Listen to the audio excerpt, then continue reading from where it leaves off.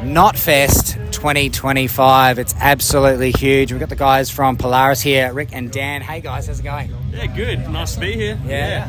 Kicking off a day for it. Yeah, exactly. Yeah. So I guess you guys are pretty much the kings of metalcore in Australia. How does that feel? I mean, that's not for us to say. I was going to say, if anything, we'll take the throne of Prince. We can take Prince. Yeah, but you know, Parkway are always going to be the king, so we'll happily be underneath them. You know, there's a good. We're just proud to be part of such a good lineage. Exactly. You know what I mean? Yeah. It's like we always say, like no Parkway, no Amity, no North Lane. You probably wouldn't have a Polaris either. So. Exactly right. So it's like, yeah, as much as we're stoked to be moving up in the world of metalcore, but like, yeah.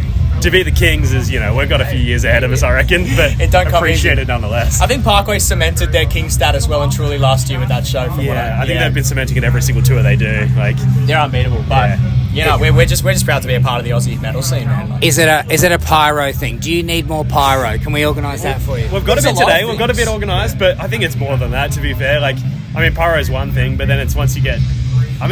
There's pyro and then there's pyro. Yeah, there's the class-leading production that's like, oh, nobody else does that. Like, we're still in the phase of, we're ticking the boxes that everyone else has ticked before us, and we're trying to find that unique element, whereas Parkway are showing you things that you've never seen live, so... Yeah, there's having some G-flames on stage, and then there's having a giant flame spider that flies over. Exactly.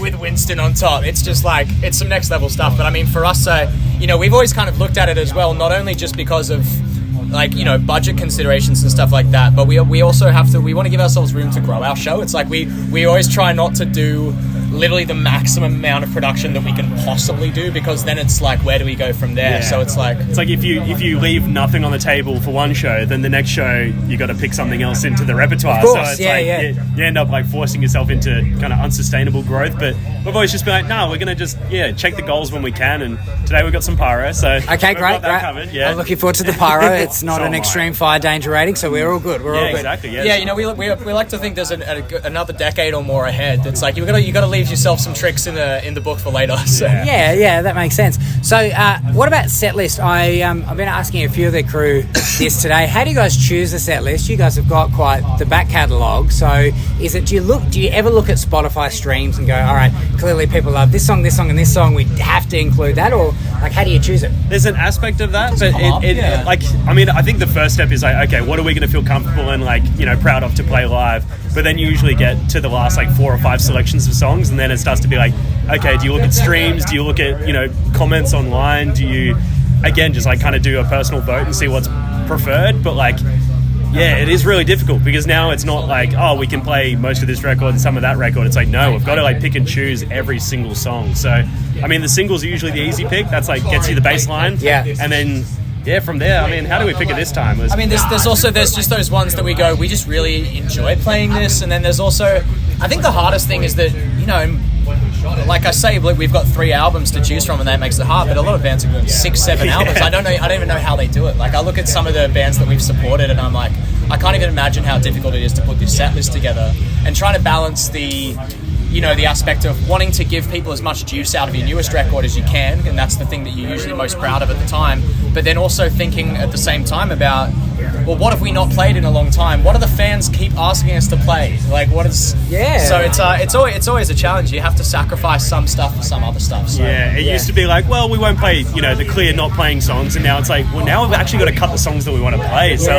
so it's difficult, but I think it's exciting as well, because it means that you make those sacrifices, you miss a few songs, knowing that in the future you can pick that back up and kind of make it exciting for someone who's been waiting to hear it. That's cool. Yeah, taking stuff out. We're at the stage now where we're excited to take some old hits out of the set. Yeah, that's cool. Haven't done it yet, but it's at that point where we're we actually have to take this song away for a little while. Yeah. And bet on our other material. Yeah. Knowing that we can bring it back, but if it feels good without it, then it feels good without it. That sounds like king-like behaviour to me. You're really pushing that one. I like that. I'll take it. With festivals are different as well. I think the way that you pick a festival set is always inevitably quite different to how you pick a headline set. Sure, because, even things like visually, it's going to be different. We knew we were going to be playing at 5 p.m. There are things that we would do if we were indoors in the dark that we might not necessarily do. If we would potentially start a show differently. So it's those things, the way that we begin the show, particularly I think are influenced by the environment we're playing in. Is true, Some environments you can really use them to your advantage, and some of them you have to approach it a little bit differently. consistently. So much like pyro, I imagine. Yeah. You can't do that everywhere, unfortunately. Exactly. So, okay, we're doing a regional tour. Well, pyro's definitely off the cards. I leave the rockets at home. Some songs just have an atmosphere that doesn't fit as well for a festival as does for a theatre, for example. Yeah, and I guess you got to sort of be a bit more broad appeal because you got to assume that at a festival, some crew are here to see you for the first time. Yeah. Covering, going, oh, well, we don't really want to play this older song, but you know what? For the fans that really love it, for the people that haven't seen us, it's like it could be a nice, nice moment for them. So, keeping up momentum and I think maintaining their attention is really important on a festival too, because it's if we're playing for an hour. We're playing for an hour, and they will have seen 12 bands already, but probably more by that point. Yeah, something like that. Yeah, it's a lot. In Heart's Wake, we've already seen a cameo. Is there any more? You guys popping up at all on anybody? A Slipknot maybe with a mask on, and we won't. No other plans yet, but I mean, put it this way: if we get the offer, if Slipknot were like, "Hey, we got a couple of spare masks," then I think they'd have 5 extra members up there. So I'll hit a drum for Wait and Bleed or something. Yeah. I mean, give me a keg, I'll hit it. Everybody hitting kegs, but no, I think. I think that's one we're still well clear of. Yeah, but fair enough. No other plans yet. But that's always the festival vibe. It's like you rub shoulders with the right person, and they're like, "Hey, love your band." I mean, I'm the guitarist, so I'm not getting up anyway. But if one of the other boys end up featuring with someone else, it has happened to both of us.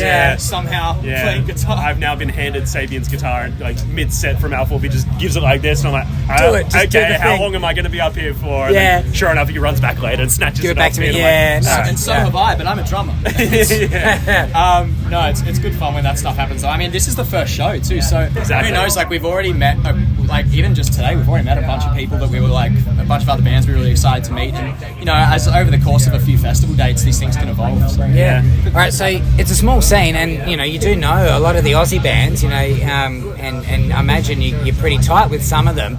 We have again another king of metalcore Australia, Aaron Stringer, lives in Geelong. He lives on the Polaris, right? So that's our boy, right? So pretty awkward sort of situation that is going on at the moment. As sort of adjacent to that, do you know those guys, and sort of what's your take on it? Is it honestly, sad for you guys I to see?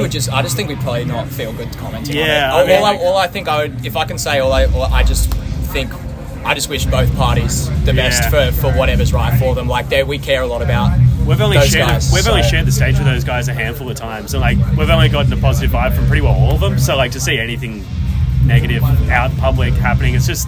All I will say is I think the way that some fans have been reacting to that stuff it's been upsetting to see. You don't need to pick a side necessarily, especially if you don't know the full story. But I mean, it's one of those things that's too delicate for us to really comment on. Like I said, we care about those guys a lot, though, and we've always looked up to them and respected them. So I just hope everything works out in a way that's best for everyone. Yeah, you guys are known for having like pretty deep vibes and pretty emotional sort of lyrics to the songs and all of that. Yeah. What changed with the last album? Like, it seemed like an evolution. What I mean, that's actually really appreciate you saying that, because it's something you always worry about. When you take a new direction, are people actually going to fully process that? Are they going to understand what you're going for? And I mean, when I say a new direction, it's not like we started writing super different lyrics. It's just like there's still still a really good mix of the older stuff in there, which was definitely a little bit more like inwardly reflective, a little bit more introspective stuff, more dealing with personal issues rather than looking outside. But I think it was just getting to the point of realizing that we didn't want to get stuck in a trap, it's stuck in a pattern, and it was just fortunate that at that time there was so much to talk about outside of just our own stuff. Normally all the songs have been about whatever really personal stuff that we're dealing with. Yeah, it's like it'll be like a nugget of personal event that'll stem into like a theme for a song, whereas Fatalism had a lot more like, no, this global, societal, broader idea, like how do we talk about that in like a song, and like you definitely hit your head against the wall just trying to like approach it differently, but I appreciate you again like acknowledging that like it came across as a bit of like a different stroke, like while there's songs like With Regards and things like talking very interpersonally, Overflow, exactly, but then still emo, but then songs like Inhumane Nightmare, you kind of draw that like kind of more broader perspective of it, and it's interesting. It was tough, wasn't it? Yeah, but it's nice to know now that it's like if we want to dip our toes into either direction, that now it's the door's been opened, and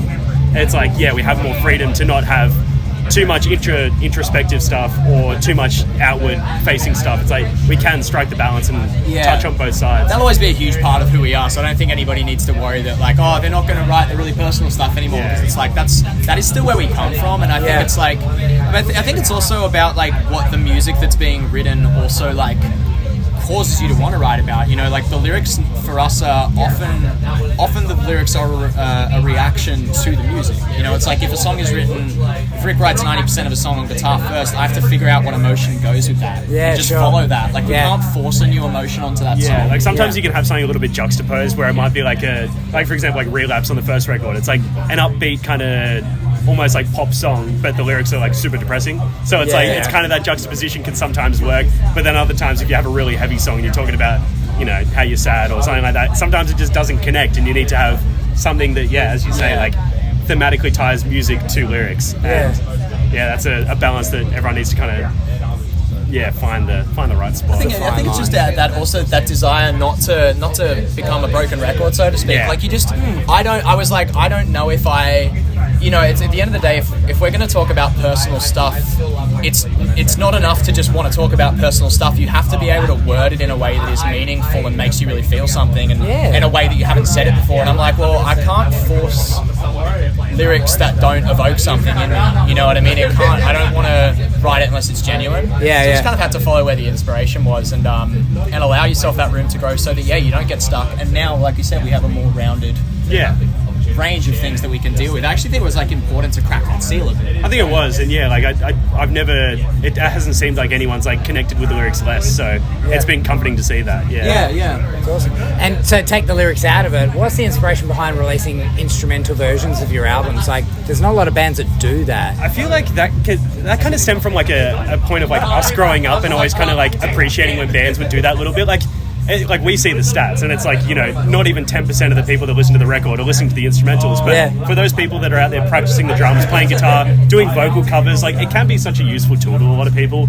And also when, you know, the curious person listens to it, they might hear something just like a little bit of ear candy in the instruments, so they're like, oh, I never noticed that. And I think it partially came from like some of our friends' bands and bands that we looked up to and stuff putting out instrumentals. Like, I mean, for example, I think, you know, Northlane was definitely one of the first ones. Northlane was actually, Thornhill did it. I don't know if August Burns Red have ever done it. Maybe I've done like deluxe releases where they've done like, you know, like a MIDI version of a song, like a one instrumental, like a few like kind of B-side revamps of songs. So, cool. So I think it was realizing that like you know, enjoying like those Northlane instrumentals and Thornhill instrumentals so much was a big part of me, where like it gave me a new layer of love to the record, because I realized there were certain details I'd never noticed, or certain riffs that I wasn't paying attention to because the vocals was carrying everything, and then just going like, wow, this song is beautifully written instrumentally. Like it just allows you to appreciate what's there, and we're so fucking meticulous with our instrumental that's what stuff. I was just about to say. It's like we spend so much time, like sometimes we can sit there and work on a song instrumentally